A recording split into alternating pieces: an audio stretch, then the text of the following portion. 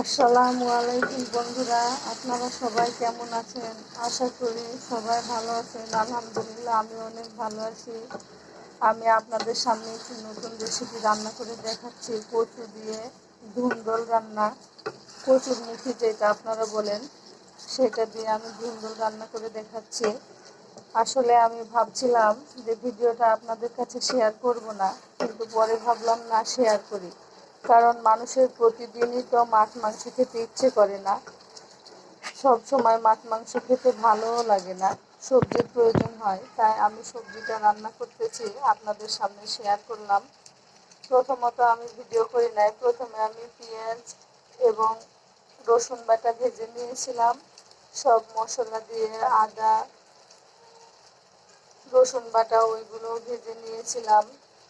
তারপরে হলুদ গুঁড়ো, মরিচ গুঁড়ো, জিরে গুঁড়ো, ধনিয়া গুঁড়ো সব কিছু ভালোভাবে কষিয়ে আমি কচুর মুখে এবং ধুন্দলগুলো দিয়ে দিয়েছি।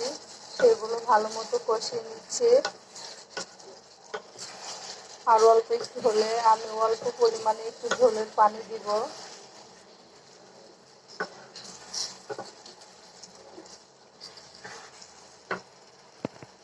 আসলে আমি প্রথম থেকে না ভিডিও করতে পারায় দুঃখিত।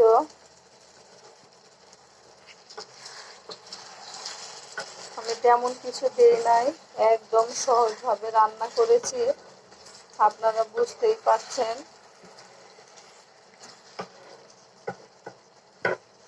শুধু আমি মশলাটা কষানোর পরেই ধুন্দল এবং কচুরমুখী দিয়ে দিয়েছি। এখন কষানো হয়ে গেছে, অল্প পরিমাণে আমি পানি দিব,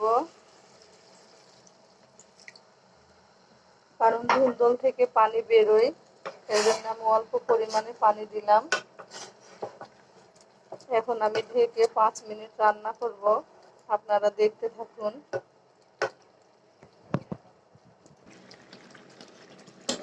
দেখুন, আমি ঢাকনা খুলে আপনাদের দেখাচ্ছি। আরো অল্প কিছুক্ষণ রান্না করা লাগবে, কারণ আমি এতটাও ঝোল রাখবো না। আর কিছুক্ষণ রান্না করলেই হয়ে যাবে। দেখুন কচুর মুখিগুলো কি সুন্দর সিদ্ধ হয়ে গেছে। দেখুন,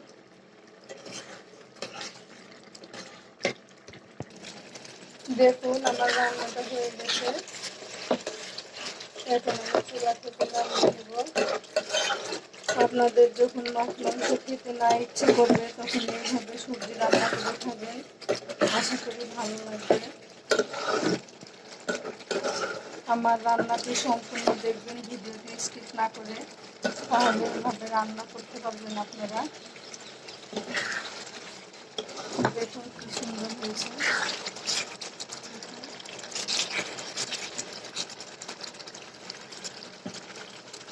এখন আমি চুলা থেকে নামিয়ে নিব।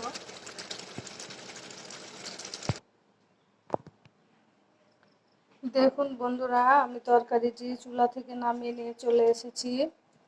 আপনারা দেখলেই বুঝতে পারবেন কি সুন্দর রান্নাটা হয়েছে, কালার দেখলেই বুঝতে পারতেছেন। আপনাদের মুখে রুচি ফিরিয়ে আনার জন্য এই সবজিটা রান্না করে খাবেন। তারপরে কেমন লাগলো আমাকে কমেন্টে জানাবেন। আপনারা সব সময় আমার পাশে থাকলে আমার ভালো লাগে।